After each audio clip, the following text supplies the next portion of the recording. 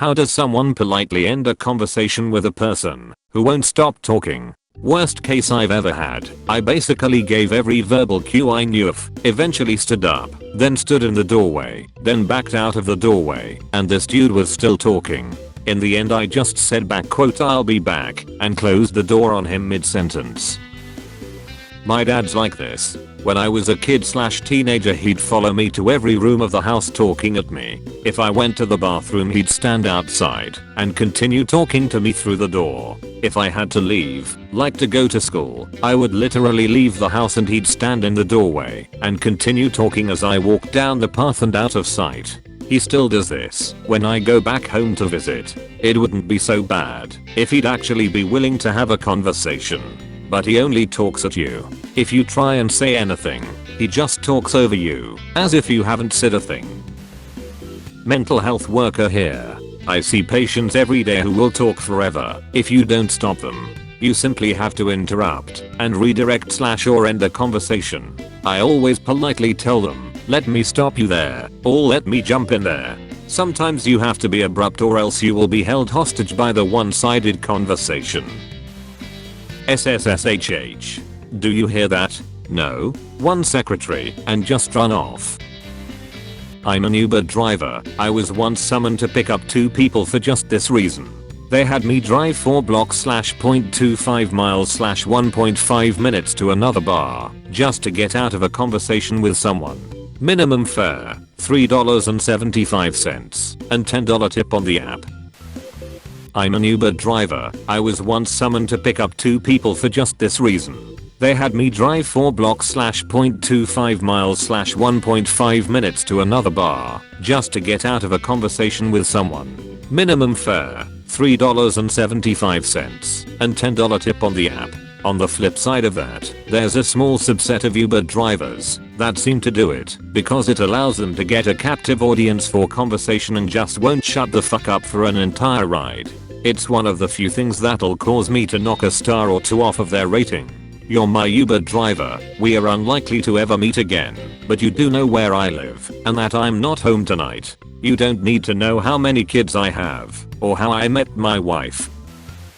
I used to work on a team with a guy who had Asperger's and some related issues processing social cues. He would get started on a subject and just talk at people for 30 minutes plus without pausing for breath. He didn't get the cues that people were losing interest and would continue indefinitely unless you directly interrupted and told him to stop. He wouldn't be offended and generally appreciated being told he should have stopped. It was almost a rite of passage in the office to endure an extended one-way lecture about his choice of bathroom tiles or the benefits of weather road tires over winter tires, etc. I have mild Asperger's and I experience both ends of this, as extroverts tend to adopt me, which I like. The cues are basically another language which we don't pick up as easily as holistic people. I can sometimes spot the micro expressions, but it doesn't mean I know what to do with them. So would rather be told to finish up than know I'm making someone feel bored/uncomfortable and not know what to do with it. I have a dear extrovert friend at uni who will talk the hind legs off a donkey. Last time we met I tried to end the conversation with an arm stretch and I'd better go work on my sketchbook. To which she replied, "Oh, can I see your sketchbook?" There went another half hour. Her son handles situations like this with, "I'm not being funny mum, but can you go now?" I have to return some videotapes. I have to watch an Amazon rental before it expires. I don't mean to interrupt but it's got to be done, so just do it. They need a break anyway. And was getting a little chummy. When people get too chummy with me, I like to call them by the wrong name to let them know I don't really care. Ron Swanson. We have a great line that we use in Ireland. I haven't heard it used abroad, but it could well be used all over for all I know. The person is rabbiting on and is showing no sign of stopping. You clearly and firmly say, "I'll let you go." Then with the confidence of a person doing them a favor you turn on your heel and stride away. This has the effect of making them think you are the one wanting to avoid wasting their time. If they figure it out they can't call you out on it, because to do so would be to admit, at least to themselves, that they are wasting your time. In fact, most people never allow themselves to think it might be them who is holding you up, so they accept the offer of your leaving in order for them to get on with their important work. In general, if someone says I'll let you go to me, rare but it has happened, I smile and say bye and end the conversation. It is a social convention and I abide by it. They want out. No ego. Let them go, and the best of luck to them. People appreciate that, I imagine. I read one of those mildly interesting newspaper features recently with an etiquette expert. Their advice was, rather than make an excuse, you should be more direct, that you are ending the conversation, and say something, like I've really enjoyed talking with you. I'm going to circulate around the room now as it's less likely to create an expectation you might come back. It does work too.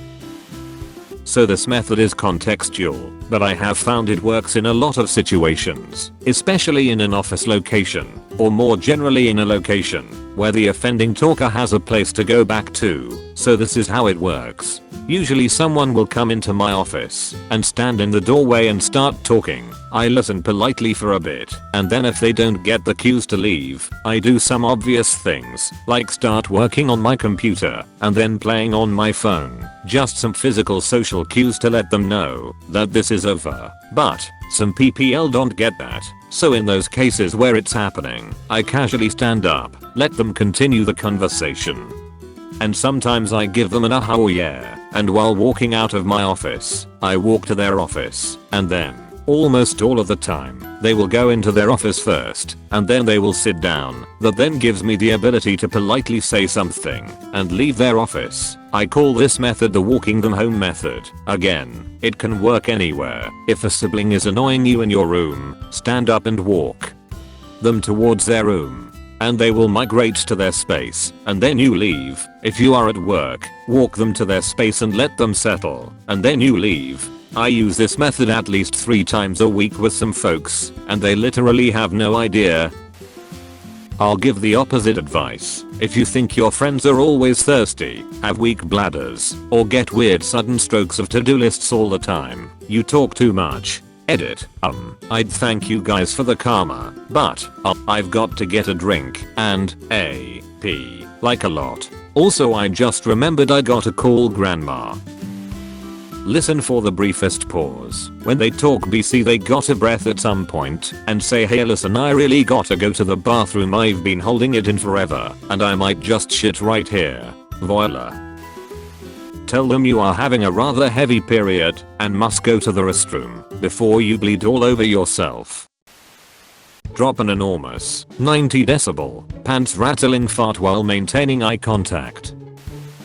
I have a friend who does this, and he tends to drink a lot. It gets to the point where he literally will talk over you. I once sat on my phone while he talked to me for 5 hours straight. No joke, didn't even pause. I was going to sleep on his couch once, and he kept talking. I was wrapped up in a blanket while he stood over me, talking. I had to drive away and sleep in my car. This is a typical work day for him. On the weekends he'll stay up 2 days straight, drinking and talking. Sometimes he uses an app that'll connect him with random people to talk to. I think he needs a therapist.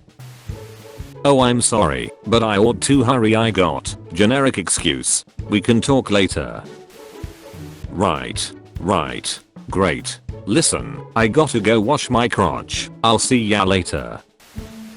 If you know them well enough, a hand on the arm or shoulder will get someone to stop talking long enough for you to make your exit. Not needed though. It's been so great talking to you, but I'm late for something.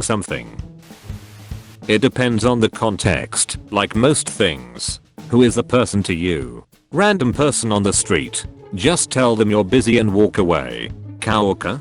Politely explain that they need to stop talking so you can work. Dude at the gym? Tell him you're going to do your set. If he still doesn't stop talking, just put your headphones on and start lifting. Generally, if it's someone you aren't going to see often, whether they think you're rude or not isn't really important.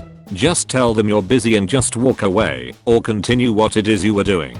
If it's someone you see often / can't avoid, friend, coworker, classmate etc., tell them that they need to stop talking so you can do what you're meant to be doing. They probably aren't aware that they could be annoying people.